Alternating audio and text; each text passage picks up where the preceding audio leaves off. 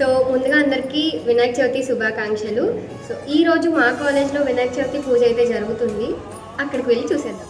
అందరూ పెద్ద పండుగ సంక్రాంతి అంటారు, బట్ నాకు తెలిసి పెద్ద పండుగ అయితే వినాయక చవితినే. ఎందుకంటే చిన్నపిల్లల నుంచి పెద్దవాళ్ళ వరకు కూడా ఈ వినాయక చవితి సెలబ్రేట్ చేసుకోవడానికి చాలా ఇష్టపడతారు. సో మేము రెడీ అయిపోయి నేను మా పప్పుగాడు అయితే పూజ దగ్గరికి వెళ్ళిపోతున్నామంట. మేము వెళ్ళేసరికి చాలామంది జనాలు ఉన్నారు అక్కడ. మేము చాలా లేట్గా వెళ్ళాము. మేము వెళ్ళిన కాసేపటికైతే విగ్రహాన్ని పెట్టేశారు, పంతులు గారు వచ్చేసారు. పూజ అనేది స్టార్ట్ చేయడానికి మొత్తం సిద్ధమైపోయారు. మా పప్పుగాడు ఎప్పుడు లేని చాలా శ్రద్ధగా దండం పెట్టేసుకుంటున్నారు. సో కాసేపటికి పూజ అయితే స్టార్ట్ అయిపోయింది.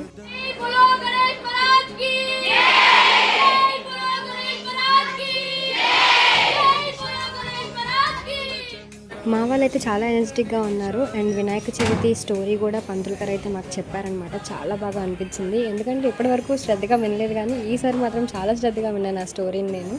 అండ్ మా కాలేజ్ బాయ్స్ కూడా చాలా ట్రెడిషనల్గా రెడీ అయ్యి వచ్చారు, పంచలు కట్టుకుని ప్లెయిన్ షర్ట్స్. అట్ లాస్ట్ పూజ అయితే అయిపోయింది. దేవుడి దగ్గర అక్షంతలు తీసుకుని పూజ అయిపోయిన తర్వాత వెళ్ళిపోతున్నాం అనమాట.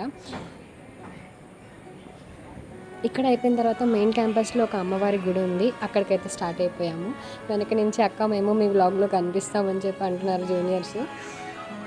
అక్కడికి వెళ్ళి కూడా దండం పెట్టుకుని అమ్మవారికి, అలాగే అక్కడ ఇంకొక బుజ్జి వినాయకుడిని పెట్టారనమాట. అక్కడ కూడా దండం పెట్టేసుకుని రిటర్న్ హాస్టల్కి అయితే స్టార్ట్ అయిపోయాము. ఇంకా కొంతమంది అమ్మాయిలు అక్కడికి వెళ్ళి దండం పెట్టుకుంటున్నారు, మేమైతే రిటర్న్ వెళ్ళిపోతున్నాం అనమాట.